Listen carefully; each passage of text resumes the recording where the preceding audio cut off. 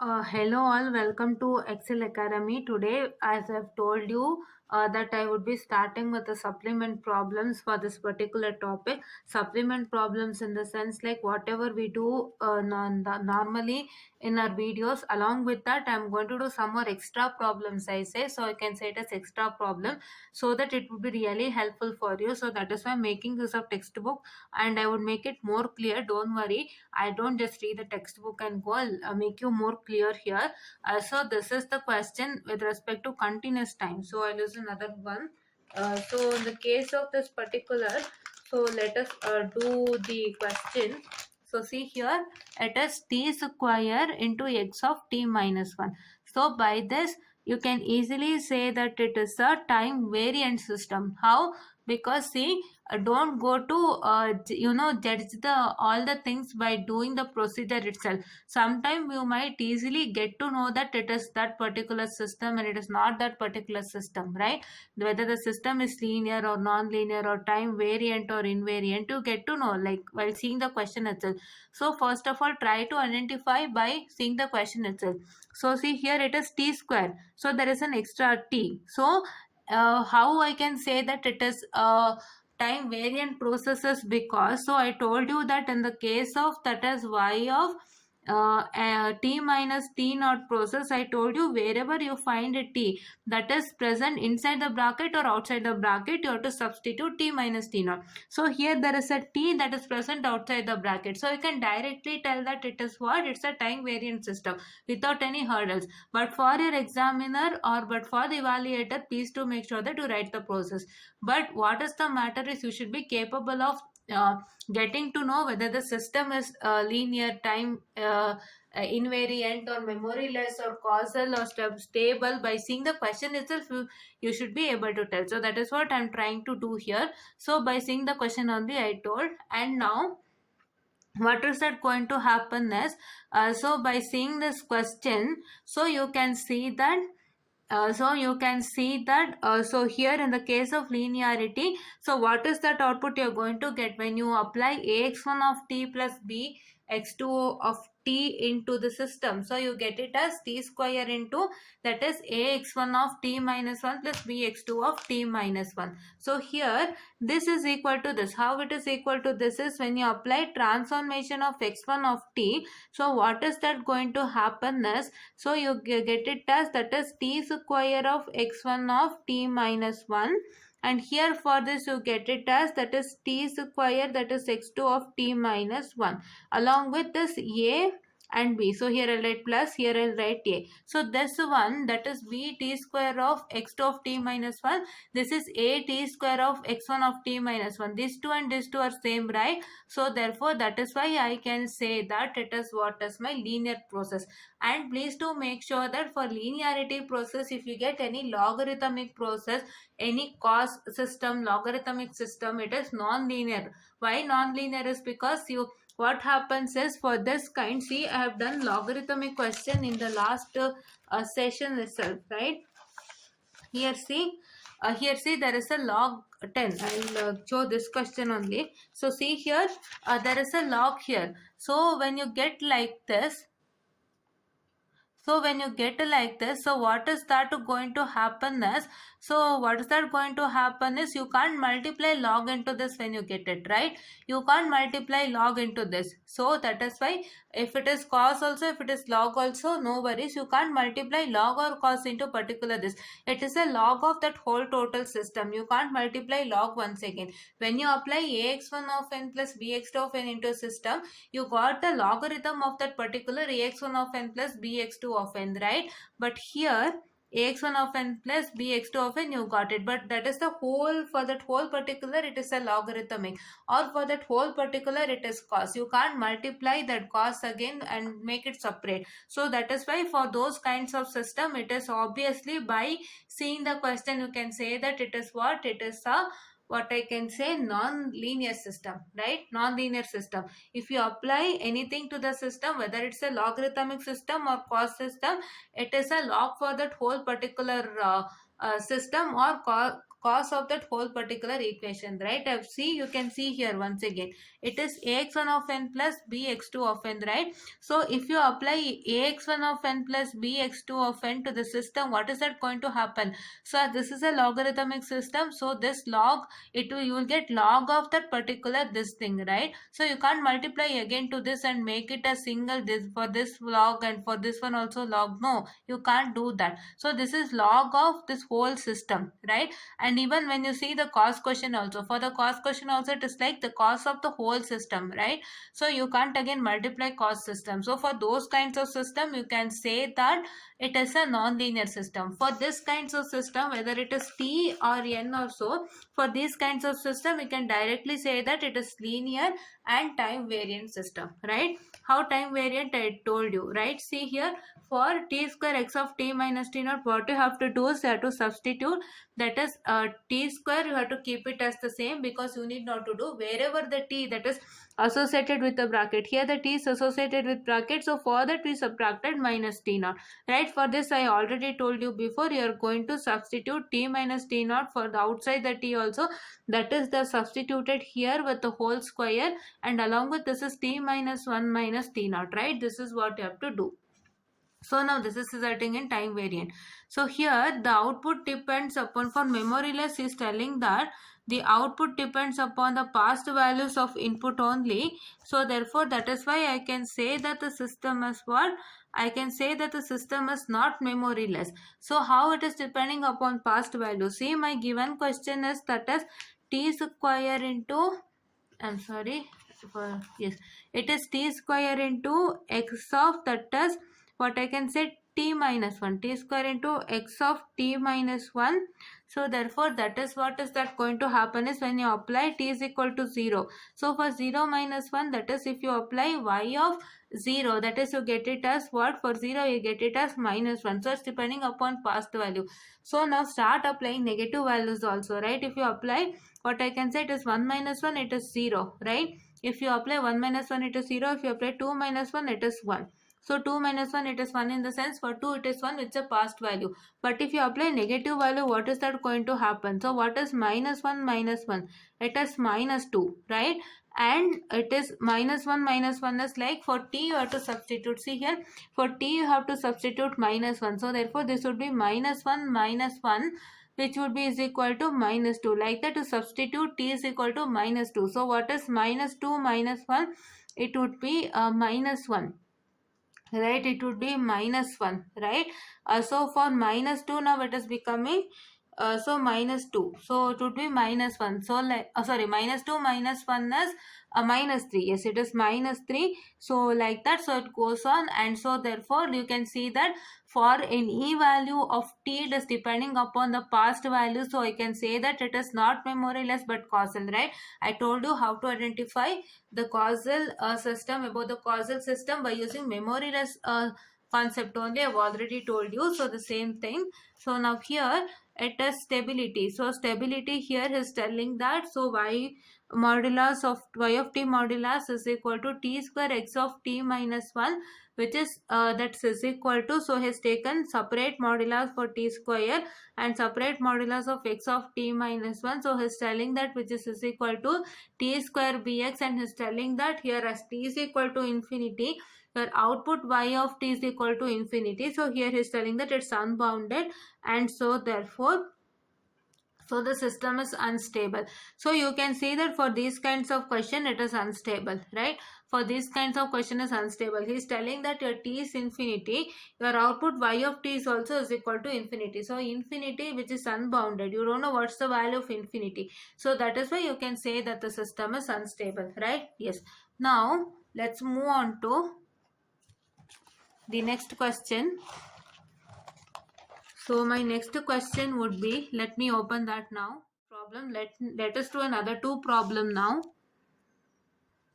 So now let's do squaring problem now. In the case of squaring circuit, so what is that going to happen? This is x square of n. So now when you apply this whole ax1 of n plus bx2 of n to the system, you are going to resultant in square of this one, right? It is ax1 of n plus bx2 of n the whole square, and here this is not equal to that. Why? Because so for transformation of x1 of n, you are going to get x1 of n the whole square plus for a transformation of x2 of n, you are going to get it as, that is, just a second, that is, you are going to get it as x2 of n the whole square. I'll just write it and show you. It is x2 of n the whole square. So for that, so for this is x2 of, I'm sorry, this is x2 of n the whole square, right? This is x2 of n the whole square, this is x1 of n the whole square. For that, you are going to write that is a and b variables, right? So if you write a and b variables, then this and that is not equal.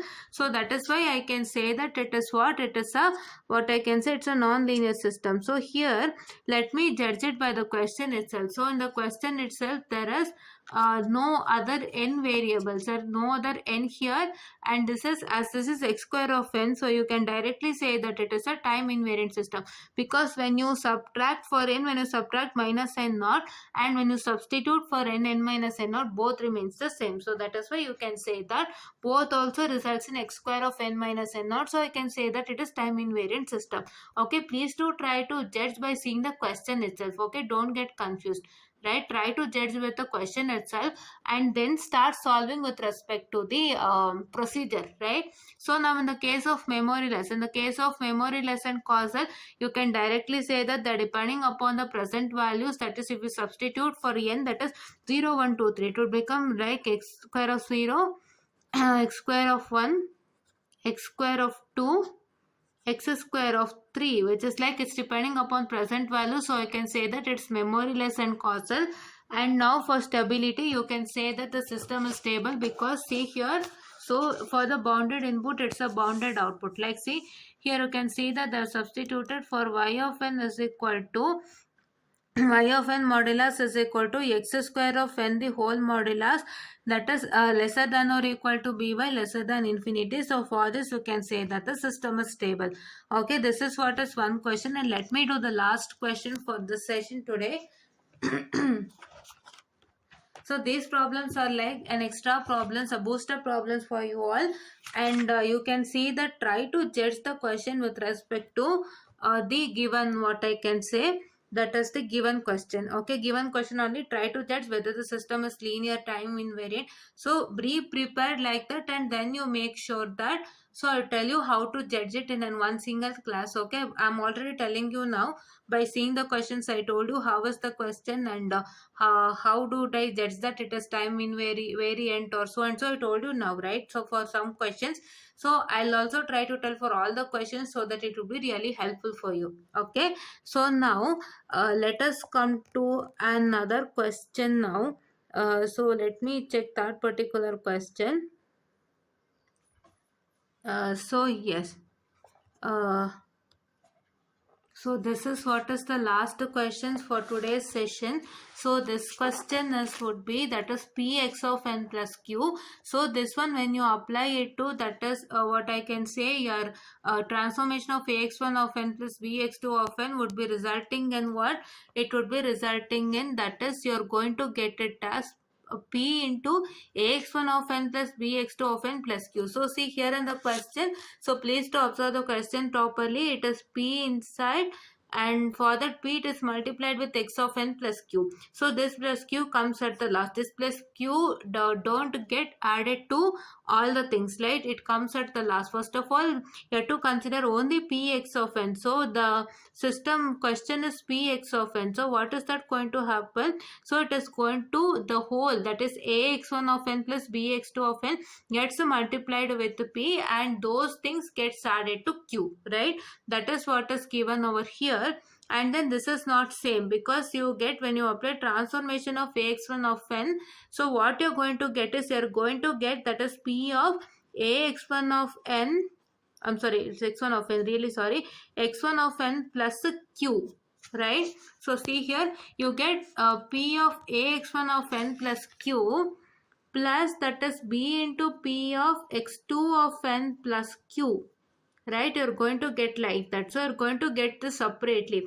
For this x1 of n is a separate transformation, x2 of n is a separate transformation. So for that separate transformation, you are resulting in that is p into p into x1 of n plus q, and this is p x2 of n plus q. So therefore these two are not equal, so I say that it is not linear. Okay, it is non-linear. See, how can you judge by here itself? Is, see, this is plus q in the given question, but what is that? So here you are applying in the second case. So second case, you know that you are applying transformation for each and every signal. So when you apply transformation for each and every signal, that is x1 of n and x2 of n, so when you apply transformation for a single signal, so that p and q gets added for that single signal. P gets multiplied first, then that is into x1 of n, so p gets multiplied with x1 of n along with q gets added. So therefore for single signal also the q gets added, that is for x1 of n also the q gets added,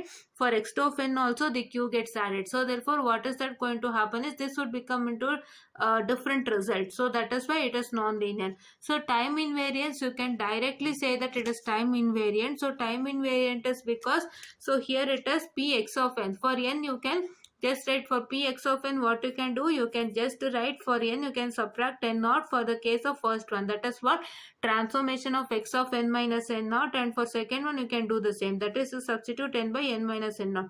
So this is plus q, so you can see that these both are same, so that is why I can say that it is a time invariant system. And for memoryless, it is depending upon present values only. No need of substitute going to the further step. Please do make sure that you substitute here, that is 0, 1, 2, 3, and just write that it is when you substitute, just write that y of 0 is equal to, that is px of 0 plus q, and y of 1 is equal to px of 1 plus q, right? 2 like this till 4, and please show that it is depending upon present values. So therefore even for negative values it applies the same. If you substitute minus 1, you get minus 1 here also. If you substitute minus 2, you get minus 2 here also. It is the same. But now let us consider causality. So for causality, what happens is, so there is a q, plus q is present, right? That matters for your causality. So how that is mattering for causality is when you substitute x of n is equal to 0. So what is my question? My question is px of n plus q, right? So if I substitute x of n is equal to 0, my question is this, y of n is equal to this. So what happens if we substitute x of n is equal to 0? So this is p into 0 is 0. So you are going to get y of n is equal to q. That is, what is the result? The result would be, before the input appears, so the output exists, right? Before your input is appearing, so the q, that is the output is existing. So that is why we say that it is a non-causal system, right? And now for stability, you can see that the system is stable, right? For this particular and for this particular, you are going to take a separate modulus, right?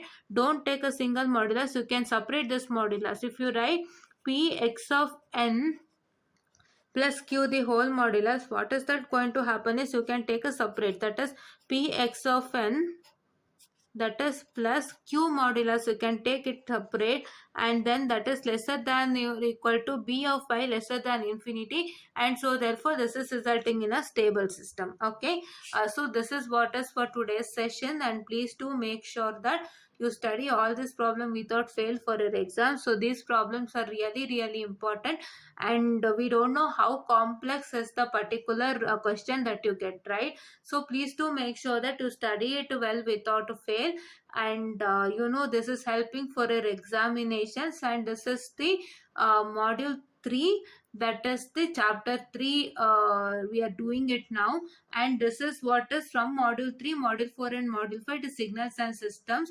So concepts are all present, so on the basic signal processing subject. So please do make sure that you watch these videos and get help from us. And this is the textbook which I am showing to you, as that is Uday Kumar S textbook. So I'm going to tell you this. It is because this textbook contains lots and lots of problems. Lot of problem you can see. from this you can get from this textbook itself. And right now I'm checking their reference books that has been referred by video.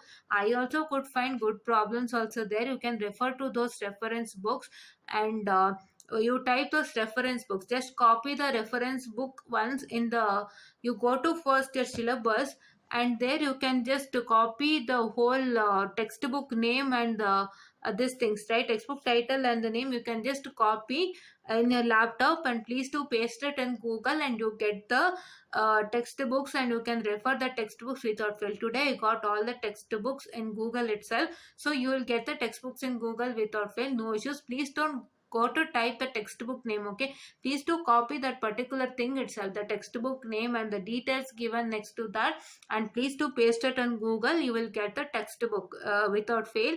And please do refer that also, because I guess he might look into it, because as I have referred for you people, so he might just refer the textbook and give some of the questions for exams. So therefore please do make sure that you refer those textbook. And one more main important thing you wanted to see through is that you need to know the concepts really well.